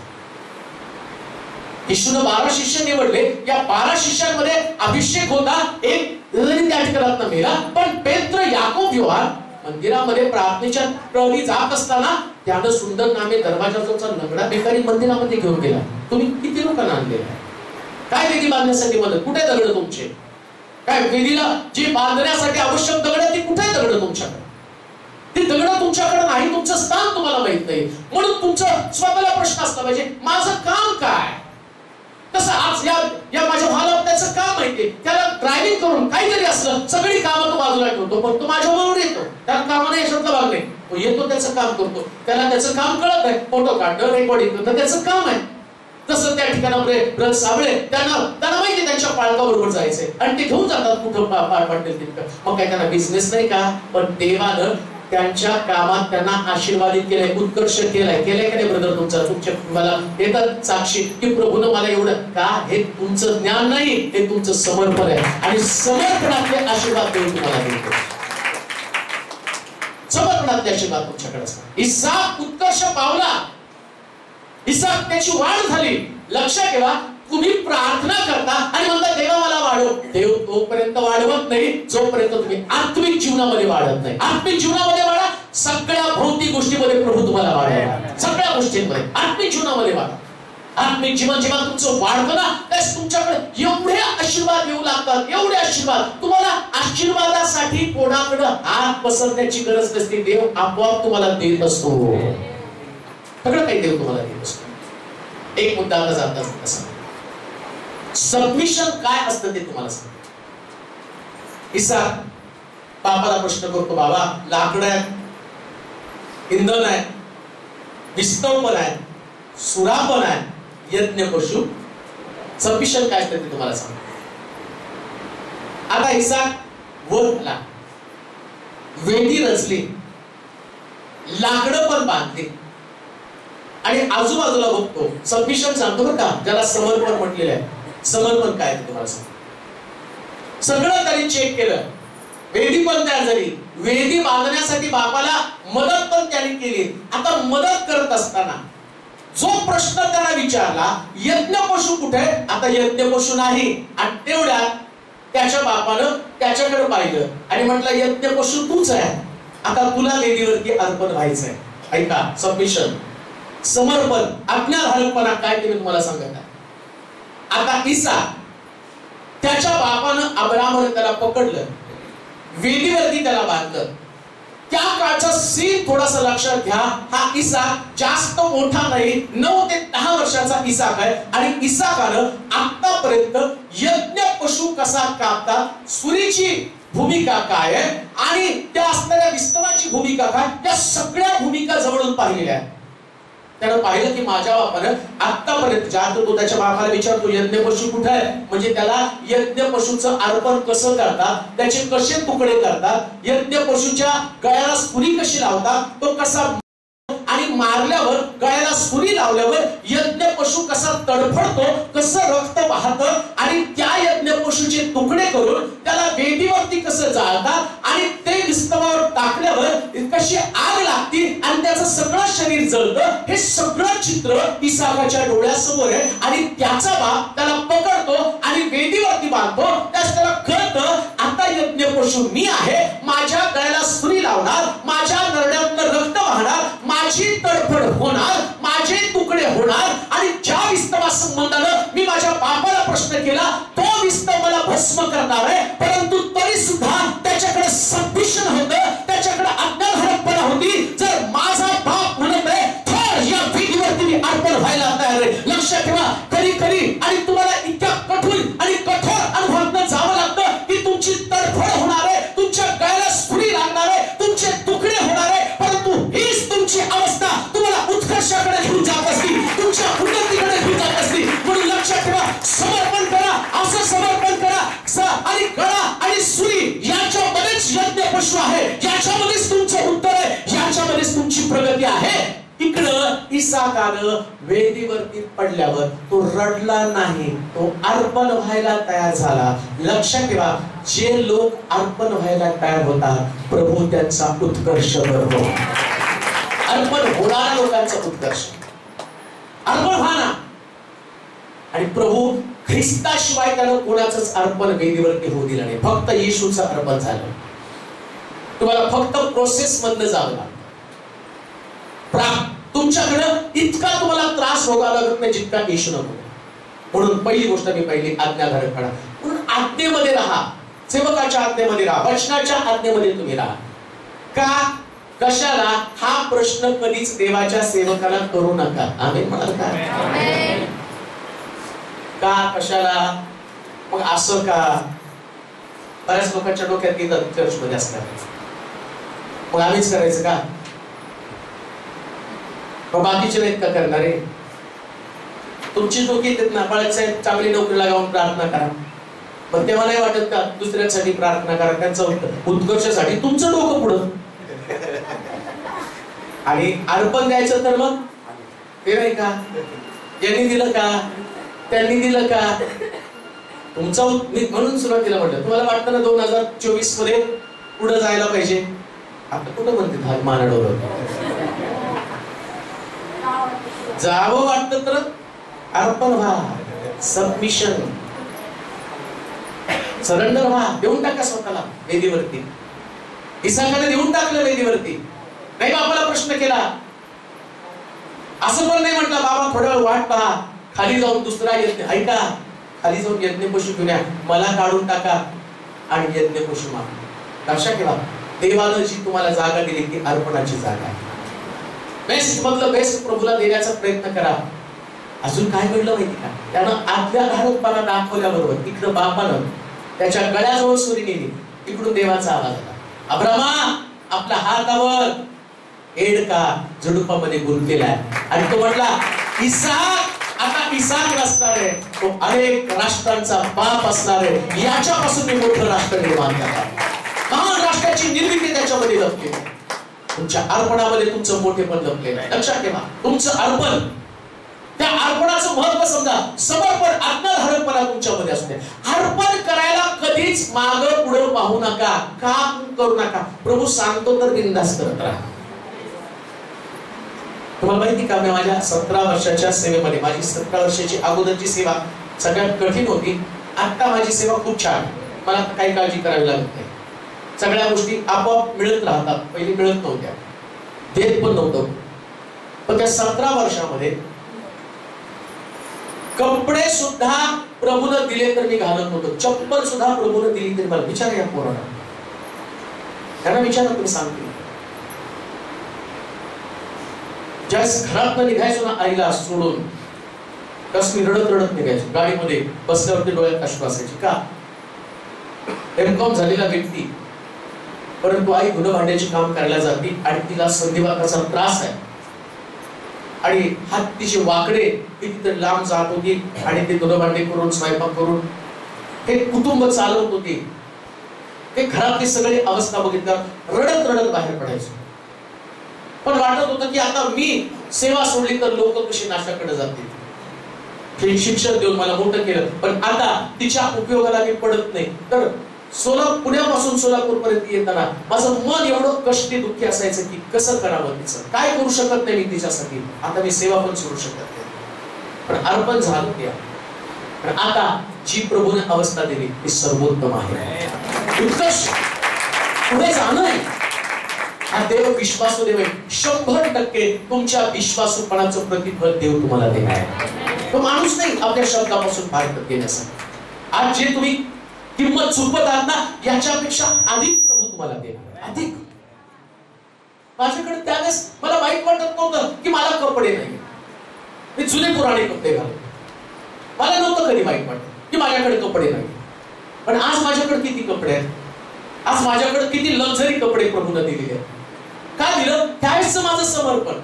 आणि मी आता वचन जे तुम्हाला शिकवत आहे 22व्या अध्यायामध्ये, 26व्या अध्यायामध्ये पुन्हा वाचा बरं. 26व्या अध्याय उत्पत्तीचं पुस्तक 12 वचन. इसाहाकाने त्या देशात धान्याची पेरणी केली आणि त्याला त्याच वर्षी 100 पट पीक मिळाले. किती मिळालं? 100 पट. आणि कारण काय? सबमिशन. 22व्या अध्यायामध्ये काय? आज्ञाधारकपणा. आता तुम्ही जेवढं कमवाल त्याच्या 100 पट प्रभू तुम्हाला देईल. कधी? समर्पणाच्या. समर्पण पाहिजे. काय नाही, कोणी नवऱ्याने काय म्हणू द्या, बायकोनी काय म्हणू द्या, मुलांनी काय म्हणा. आणि एक बायकोला तुम्हाला पण सांगतो, काय मिनिस्ट्रीसाठी करता नवऱ्याला कोणच देऊ नका. जे करायचं ते प्रभूसाठी करत राहा. एक दिवशी दागिने तुमच्या अंगात येतील, त्याच नवरा म्हणाले कुठून आले? अहो ते पेरलंय, आता आलं उगवलंय ते सगळं. हे 100 पट देव तुम्हाला देतो. सबमिशन. दुसरा मुद्दा घ्यायचं का बायबल साठी? कारण परत सगळे काय उद्या घेऊ. एक मुद्दा घेऊ का? 10 मिनिट. एक 10 मिनिटाचा मुद्दा घेऊ. उत्पत्तीचं पुस्तक 24 अध्याय 63 वचन. एकच मुद्दा घेऊ. उत्पत्ती 24:63. इसाहाक हा संध्याकाळच्या वेळी ध्यान करावयास रानात गेला असता त्याने नजर वर करून पाहिलं तो त्याला उंट येताना दिसले. रिबकेने दृष्टी वर करून इसाहाकाला पाहिले. तेव्हा ती उंटावरून उतरली. तिने त्या सेवकास विचारलं, हा रानात आपणास सामोरा येत आहे. तो कोण? सेवक म्हणाला, हा माझा धनी. बस. पहिला मुद्दा सबमिशन. इसाक उत्कर्ष पावला, थोर बनला, उत्तरोत्तर त्याची प्रगती झाली, परमेश्वराने त्याचं कल्याण केलं आणि तो सामर्थ्यवान बनला. त्याचं दुसरं कारण, पहिलं सबमिशन आणि दुसरं मेडिटेशन म्हणजे ध्यान, आराधना. लक्षात ठेवा, इसाक ज्यावेळेस त्यानं आपल्या चाकराला बकरी पाहण्यासाठी पाठवलं, त्यावेळेस त्याच्याकडे 10 उंट होते. आता इसाक आराधना करायला बसला, त्यावेळेस सुद्धा त्यानं 10 उंट परत येताना पाहिले. जाताना त्याचे उंट त्याच्यासाठी एक कमतरता घेऊन चाललेले होते. ऐका बरं का, ते उंट रिकामी होते. त्या उंटाच्या पाठीवर फक्त जी सिधा सामुग्री लागती तीच एलिएझरानं आपल्या बरोबर घेतली. का? तर वाटेमध्ये या सिधा सामुग्रीच्या द्वारे तो जिवंत राहावा, तो वाचावा आणि धड्यानं सोपवलेली जबाबदारी पूर्ण करता यावी, यासाठी लागणारी सिधा सामुग्री आम्ही पाहतो त्याने उंटावरती लादली आणि ते 10 उंट घेऊन तो निघाला. आता इकडं या जबाबदारीला पार पडण्यासाठी तो एलिझर गेला आणि इकडं इस्सा हा ध्यान करत बसला. दुसरा माझा मुद्दा आहे, उत्कर्ष का झाला, का विकास पावला, त्याचं कारण शास्त्र सांगतं. इसाकानं उंट पाठवले तेव्हा पण तो ध्यान करतो, आणि इसाकाचे उंट परत आले तरी इसाक ध्यान करत राहिला. देवाच्या सेवकानं सतत ध्यानमग्नच असलं पाहिजे, ध्यानामध्ये असलं पाहिजे. त्याचं भान हरवता कामा नये. तो सेवेमध्ये इतका मग्न असला पाहिजे, आराधनेमध्ये इतका मग्न असला पाहिजे. आता रिबका ही त्याची गरज आहे. त्याची पत्नी रिबका, इसाकाची पत्नी रिबका त्याला मिळायची, आणि ती रिबका पण मिळणार कशी, जी 10 उंटाला पाणी पाजेल तीच माझ्या धन्याची पत्नी असेल. लक्षात ठेवा, देवाच्या सेवकाचं वर्तन काय. तुमच्याकडे 10 उंट म्हणजे तुमचे 10 उंट म्हणजे 10 कठीण प्रश्न तुमच्याकडे आहे. प्रत्येक मिनिस्ट्रीमध्ये असे उंट असतात, पण लक्षात ठेवा, या उंटाला पाणी पाजणारी दीपिका ध्यानाशिवाय तुम्हाला कधीच मिळू शकणार नाही. जी मंडळी सतत प्रार्थना करणारी, इसाकासारखी मंडळी जी ध्यानामध्ये मग्न आहे, आराधना करणारी, समर्पणामध्ये मग्न आहे, त्या मंडळीला एक दिवशी रिबका दिसणार आहे आणि ती उंटावरती बसून येणार आहे. ज्या प्रश्नांमध्ये तुम्ही आहात त्या प्रश्नांवरती स्वार झालेली रिबका, अशा प्रकारचं तिचं समर्पण असणार आहे. पण मेडिटेशन कुठे आहे?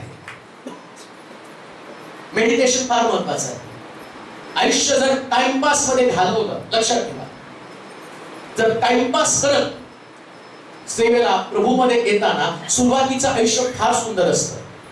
मला नव्हतं प्रभूमध्ये आलो ते दिवस, ते काही वर्ष रात्र आम्ही खोलीमध्ये बंद करून प्रार्थना करून घेतो. रात्र अजून ते पण आठवून आम्हाला प्रार्थनेला जागा नव्हत्या. आमच्या छोट्या छोट्या 2 खोल्या होत्या. मग तिथं किचन तिथंच, बेडरूम तिथंच, बाथरूम तिथंच, अशा छोट्या 8 बाय 11च्या 2 खोल्या होत्या. 8 बाय 11 2च खोल्या. त्याच्यामध्ये एक पलंग टाकला, आतमध्ये किचन, बसायला उठायला जागा. मग रात्रभर प्रार्थना करणार. मग आम्ही कुठे जायचो, आम्ही डोंगरावरती जाऊन रात्रभर प्रार्थना करायचो. कधी कधी त्या शाळेच्या शिपायासारखी ओळख काढायचो आणि मग त्याला सांगायचो रात्री शाळा बंद असती तर आम्हाला प्रार्थनेला दे. मग आम्ही त्या शाळेमध्ये जाऊन, आम्ही 3 जण असायचो, आम्ही त्या खोलीमध्ये जाऊन रात्रभर प्रार्थना करायचो. एवढं समर्पण, एवढं सारखं उठलं चालता बोलता प्रार्थना प्रार्थना प्रार्थना प्रार्थना. आणि आमच्याकडं वाहन नव्हतं. 40-40 किलोमीटर पायी जाऊन आम्ही लोकांना शुभवर्तमान सांगायचो, त्यांना हस्तपत्रिका वाटून यायचो. आणि बस मध्ये भेटलो तरी शेजारी बसलेलं शुभवर्तमान, बागेमध्ये मुद्दामून जायचो. कॉलेज सुटल्यावर मुद्दामून बागेमध्ये जाऊन बसायचो, तिथं बायबल उघडायचो. कोणतरी शेजारी यायचं, ते विचारायचं हे काय, त्याच मी सांगायचो जीवनाचं पुस्तक आहे, शुभवर्तमान सांगायचं. ही तळमळ होती, हे मेडिटेशन होतं. आणि ती तळमळ, याचा परिणाम काय झाला, प्रभू तुमच्या या सगळ्या गोष्टी पाहतो. लक्षात घ्या, जेव्हा तुम्ही सेवा करता, जेव्हा तुम्ही विश्वासधारी म्हणून जीवन जगता, तुमचं मेडिटेशन खूप महत्वाचं आहे, आराधना खूप महत्वाची. इसाक ध्यान करत बसलेला आहे. प्रभू तुमच्याकडे पाहिजे, त्यास नेहमी तुम्ही प्रार्थना करणारे दिसले पाहिजे, प्रार्थना करणारी मंडळी असली पाहिजे. सर तुमचं प्रार्थना नाही तर तुमचा उत्कर्ष नाही. जो अधिक प्रार्थना करतो तो अधिक उत्कर्ष पावतो, जो अधिक ध्यान करतो तो अधिक पुढे जातो. आता काय माहिती का, मंडळीमध्ये, त्या मंडळीमध्ये, पहिल्या मंडळीमध्ये जर तुम्ही ख्रिश्चनच्या कृत्यामध्ये गेला तर तिथं असलेलं ते प्रतिदिवशी घरोघरी एकत्र जमत भाकर करण्यामध्ये, प्रार्थना करण्यामध्ये तत्पर होते. आणि प्रभू त्यांच्यामध्ये तारण पावत असलेल्या लोकांची प्रतिदिवशी भर पाडत होते. म्हणजे त्या मंडळीला प्रभूनं का वाढवलं, ध्यान करणारी मंडळी, आशीर्वाद प्रार्थना भवन. जशी तुमच्याकडे रिबिका तुमच्या नजरेला पडायला पाहिजे, तर प्रभू रिबकेला पाठवताना पहिल्यांदा या चर्चकडे पाहिलं, त्या चर्च मध्ये प्रार्थना करताना सापडावं, ध्यान करताना सापडावं. ध्यान करताना देवाला सापडले पाहिजे की प्रभू त्यांनी पाहिलं की आशीर्वाद द्यायचा, उत्कर्ष करायचा, त्यांना पुढे घेऊन जायचंय. आणि ज्या अवस्थेमध्ये त्या अवस्थेमध्ये त्यांनी थांबवले, मग त्यांचा उत्कर्ष व्हायला पाहिजे. तर प्रभू पाहणार आहे.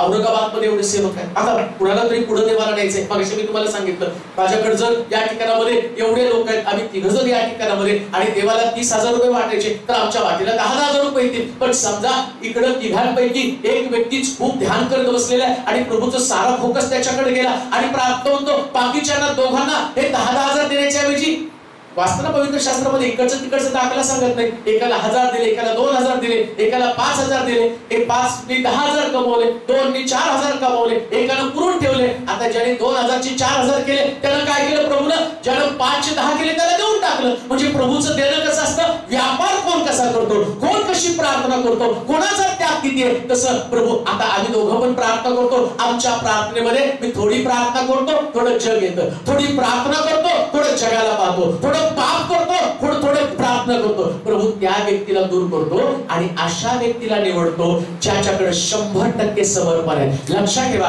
ध्यान करताना सापडा तुमचा उत्कर्ष अटळ आहे. कोणी सुद्धा तुमच्या उत्कर्षाला अडवू शकत नाही. ध्यान करा, ध्यान करा. अजून एक गोष्ट मला सांगतो, ध्यान करणाऱ्यालाच रेबेका मिळते. आमेन म्हणा का? जाता जाता एक मुद्दा जाऊन लग्नाचा पण सांगून जातो. इसाकाचं वय झालं होतं, त्याचं लग्न करायचं. आणि बघा, आत्मिक लोक आणि जगिक लोक ओळखायचे कसे? आमची पोरं वयात आली ना, ते ध्यान कमी होतं आणि त्यांचं ध्यान टपरीवर लागतं नाही का? कॉलेजच्या कुठंतरी त्या बाहेर जिथं मुली थांबतात तिथं लागतं. पण इसाकानं तसं केलं नाही. त्याला रेबेका पाहिजे, त्याला इतर गोष्ट नको आहे. रेबेका म्हणजे देवाची पसंत आहे. लक्षात घ्या, देवाची पसंत मिळण्यासाठी ध्यानच करावं लागतं. अन्यथा तुमच्या जीवनामध्ये येणारे प्रश्न कोणी सुद्धा सोडवू शकणार नाही. अब्राम आशीर्वादित झाला, इसाक आशीर्वादित झाला. अब्राम, इसाक आणि याकूब. काय इसाकाचं नाव आलं? कारण हे ध्यान करणारे लोक आहेत. सगळ्या गोष्टीसाठी द्या. असं होत नाही. मला आठवतं त्यावेळेस पुण्यामध्ये आमच्याकडे एक पद्धत होती. 27 तारखेला, 25 तारखेला क्रिसमस असायचा. 26 तारखेला घरी, 26 तारखेला पुण्यामध्ये एक ठिकाण आहे की त्या ठिकाणामध्ये सगळे विश्वासमध्ये एकत्र जमायचे. मला वाटतं 8000 लोक त्या टिकडेवरती एकत्र जमायचे. आणि आमचं नुकतंच तारण झालं होतं. मग आमच्या पाळकाने असे, जसे आता हे तुमचे हे 2 पाळक भारी जेवण काही पडले, गुजागरी पाळक आणि हे 9 तरुण पाळक आहेत. परंतु तुमच्याकडे पाहिल्यावर मला ते सगळे दिवस आठवतात की ते मंडळीला सतत चेतवत पेटवत ठेवण्यासाठी काही ना काहीतरी उपक्रम राबवायचे. त्यास आमचे पाळक म्हणायचे, तिथं खूप लोक येतात, चला आपण त्यांच्यामध्ये हस्तपत्रिका वाटतो. मग आम्ही जायचो तिथे, अगदी तयार होऊन हस्तपत्रिका. आमच्या डोक्यात काहीच नसायचं. मुळात आमच्याकडे जायला गाडी खर्च पण नसायचा आणि कोणतरी आम्हाला घेऊन जायचं आणि मी तिथं पोहोचायचो. मग काही विश्वासदायक लोक तिथं आमच्याकडे असायचे की जे आमच्यासाठी आदर्श असायचे. त्यांचं गाणं भारी असायचं आणि आम्हाला असं वाटायचं यांच्यासारखं गावं, हे किती सुंदर गातात, हे किती अट्रॅक्टिव्ह आहे, त्यांची पर्सनॅलिटी किती भारी, त्यांचे कपडे किती भारी. आणि आम्ही त्याच्या जवळ जाऊन थांबण्यासाठी धडपड करायचो की चला या लोकांच्या जवळ थांबलं तर. आता नाही काही येऊन लोक सेल्फी सेल्फी सेल्फी सेल्फी, त्या सेल्फी नव्हता, मोबाईल नव्हता त्यास. पण आम्हाला जस्ट त्यांच्या बाजूला थांबलं तरी भारी वाटायचं. मग ते गेलो त्या दुर्गा टेकडीला, त्या ठिकाणात आम्ही गेलो. आणि गेल्यावरती काय झालं, तिथं आम्ही मागायला हस्तपत्रिका. मग जो एक सुंदर वर्षीपर जो मुलगा होता, तो मुलगा आमच्या समोर आला. आणि तो आल्यानंतर त्याच्या उजव्या हातात एक मुलगी होती, डाव्या हातात एक मुलगी होती. आणि आम्ही त्याला बघून शॉक झालो. आणि म्हटलं, ब्रदर म्हटलं नाही, 26 तारखेला आणि तारणाची वस्त्र बाजूला काढून ठेव. 26 तारखेला तारण बिरण नसतं, तिथं एन्जॉय असतं. मग त्यास थोडस आत्मिक जीवन हलवून गेलं की म्हटलं असं जर असेल तर मग देवाचे लोक ओळखायचे कसे. पण त्यास वचन माहित नव्हतं. पण एक गोष्ट की तेव्हा फार निराशा जीवनामध्ये आली होती. असं वाटलं की जे आपण पाहतो, जे आपल्याला दिसतं, हे सगळं डुप्लिकेट आहे, ओरिजिनल काहीच नाही. कारण जे आपल्यासाठी आत्मिक आदर्श आहे ते आत्मिक आदर्शच अशा प्रकारच्या खाणीमध्ये दलदलीमध्ये आहे. मग कसं पुढे जाणार आहे. परंतु आता मी तुम्हाला 100% सांगतो, जेव्हा तुम्ही तरुण असता, जेव्हा तुम्ही ध्यान करता, त्यास रेबेका ही सर्वोत्तम गोष्ट तुम्हाला मिळते. आणि त्या व्यक्तीचं जीवन होत आहे, ज्या व्यक्तीने ते असं करत होता, परंतु त्याच्यानंतर इतका संघर्ष त्या व्यक्तीला करावा लागला. आत्मिक जीवन संपलं, नंतर त्याच्या जीवनात इतकं वादळ आलं, लोक त्याला नावं सुद्धा ठेवू लागले. लक्षात ठेवा, ज्याच्यामध्ये देव नाही अशा गोष्टी तुम्ही कराल तर त्या तुम्हाला उद्ध्वस्त करतील. पण ज्याच्यामध्ये देव आहे अशा गोष्टी कराल तर देव तुमचा उत्कर्ष करणार, देव तुम्हाला पुढे घेऊन जाणार आणि प्रभू पुढे घेऊन जाणार आहे. याच भावनेनं आत्मिक जीवन जगा. म्हणून इसाकाचं दुसरं कॅरेक्टर होतं, तो ध्यान करणारा व्यक्ती होता. देवाचे प्रिय लोक, तुम्हाला पुढे जायचंय तर दुसरा मुद्दा आपण इथं संपूया. ध्यान करणारे लोक बना, आराधना करणारे, मेडिटेशन करणारे लोक बना. कधी सुद्धा जगाकडे लक्ष लावू नका, देवाकडे लक्ष लावा. इतकं स्वच्छ आणि सुंदर जीवन जगा. रिबेका ही तुमची पहिली पसंत असली पाहिजे आणि जी प्रभू पासून मिळते ती उत्तम असणार आहे. आपले डोळे आपण बंद करूया, आपल्या मान आपण चुकूया, प्रभूला समर्पित करूया. आज दुपारी पुन्हा एकदा देवाची वाणी आपल्याकडे स्पष्टपणे आली. 22वा अध्याय इसाका संबंधानं सांगत आहे, बाबा यज्ञ पशु कुठे आहे. आज दुपारी हाच प्रश्न प्रभू तुम्हाला विचारत आहे. वेदी बांधली जात आहे,